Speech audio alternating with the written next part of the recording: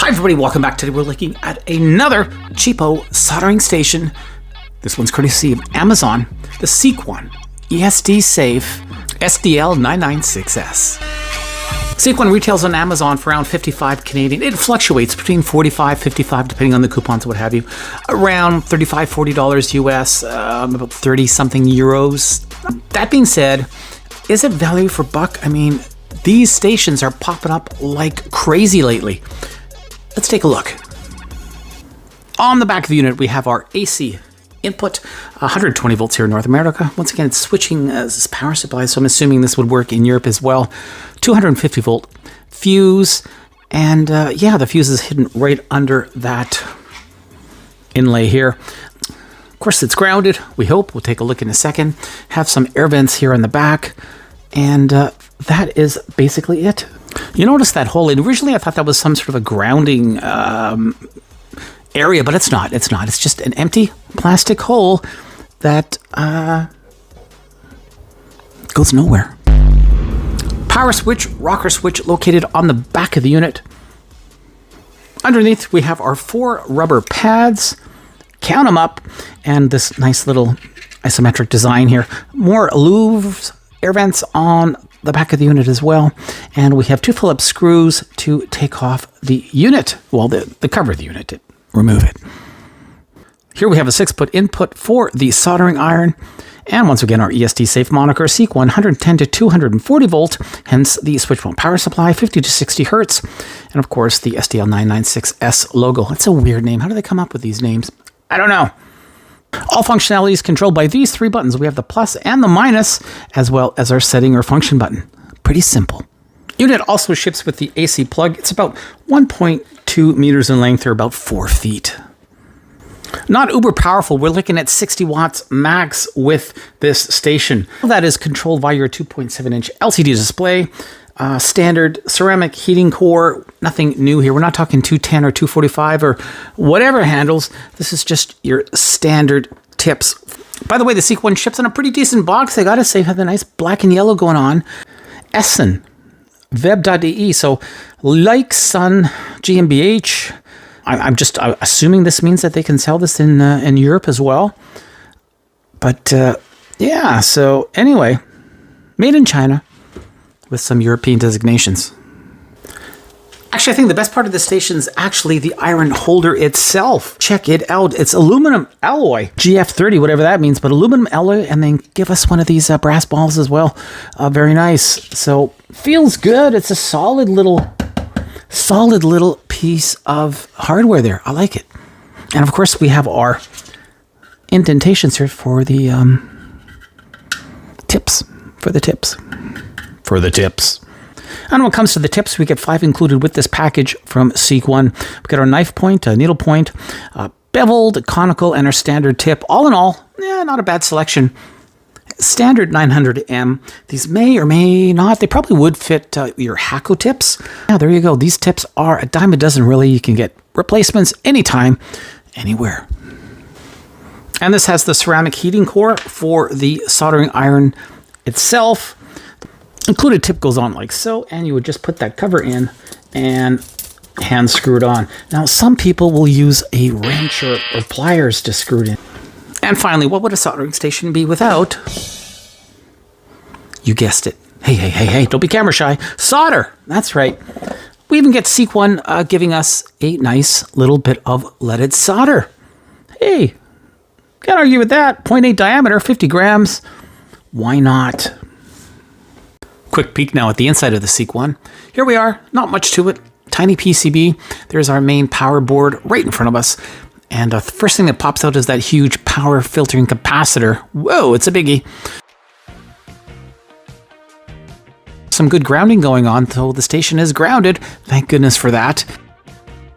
Big 400 volt capacitor. And a little mini transformer. Beside of the transformer, we have a couple of those MBR 3040s Schottky barrier rectifiers. Said it's light. This thing weighs next to nothing. 2-pin connector feeds over here to the main display, and that main display itself is the Holtec HT16, feeding us all that great goodness. I gotta say, display in here is actually not bad. We'll take a look at that in just a minute. Overall, it's really clean PCB. You gotta say, no flux anywhere. Nice and clean. I like clean. Clean is good. A couple of MOSFETs below, helping control the flow of the current. Overall, simple, but it works. I said this has a great looking display, and I was not kidding. Check it out. Oh, that is so clear, verbose. The font is big. Everything where you need it. Simple, yes, but really it's all you need, especially for a new user sort of setup for a soldering station. I think they did a really nice job on that display. All right, going to do a little quick soldering test here. I've got some nice leaded solder on the tip, and we're going to clean off that tip into this solder ball, the brass ball, not the solder ball. This is a knife tip, and you can tell it just has no issues. We're sitting at 350 degrees Celsius, and it is soaking up that solder like nothing, Love the brass ball, by the way. Yeah, some people prefer a sponge. Sometimes you need both, but generally speaking, that brass ball will suit you. And by the way, look at that, a little bit of solder sticks to the side of that. So you might want to be cleaning off the station a little bit because, yeah, that residue seems to stick for whatever reason. All right, let's do a little bit of soldering now. Take that knife tip down onto the PCB, and we'll just see how good or bad it does. Now, remember these 900M tips, they're not like your 245s. Takes a little bit of while, but you do get some pretty good heat generated on that tip. And yeah, that was pretty simple. Here we are again, looking at a diode right now, and I've got that heat turned up. I usually do a little bit of flux before I do any desoldering, and there's different ways you can desolder those SMD components. And yeah, look at that. Like butter. Here we are just with your standard little breadboard, and no worries here. That solder is going on like glue. And nice thing with the knife tip, you can kind of caress it into those holes. Look at that, nice and clean. Yeah, good job. Let's do a little bit more here. I'm not going to go crazy with our soldering. This is just a quick little demo, but yeah, no problems whatsoever with that breadboard. Easy breezy. Yeah, check it out. Just nice. I really do like the knife tip for a lot of these basic soldering applications. Just works really well. Once again, there we are with that gorgeous display. 662 degrees right now. That is Fahrenheit. You do have both Celsius and Fahrenheit with this soldering station. And we have certain presets here. And it does take a little bit longer than, say, a 245 station or a C210, whatever.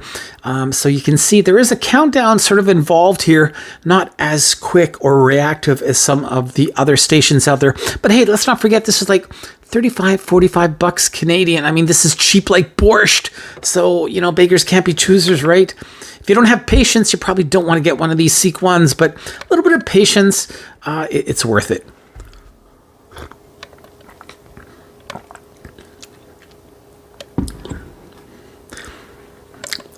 Fairly intuitive display. Your chances are you don't even need to read the manual on this one. You do have a couple of presets, and yeah, easy to. Closing thoughts on the SEEKONE 996S soldering station. It's a mixed bag for me. I can recommend it, but with reservations. Hey, if you're new to soldering, I mean, brand new starting out, it might not be a bad idea. At least you can get your hands wet, so to speak, and kind of get a feel for the world of soldering. That being said, if you're not new and you're, thinking of doing this, long term, maybe it's a hobby turning into a little more serious hobby, or you just want to fix and repair certain things, I think there's better choices out there. The station itself is pretty cheaply made. Even after just using it for a couple of hours, there's already scratches and nicks and really things that shouldn't be showing up. Hey, I babied this thing and it still has, marks and scratches. I mean, even this here, like what's that all about? Anyway, long story short, long-term reliability, I don't know.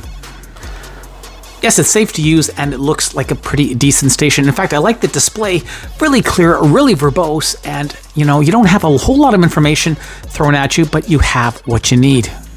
Also, in terms of a sleep mode, it will go to sleep, but only after 10 minutes. And this is not a user preset you can change. It's hard-coded, and you can't do anything about it. So yeah, sleep mode, but after 10 minutes. That's a long time. End of the day, it's not the worst out there. It's definitely not the best, and it's probably just a bit lower than middle of the road. The SEEKONE 996S soldering station gets a rather lackluster 2.5 out of 5 stars. Thanks for watching this review, everybody. Till the next one, keep on testing.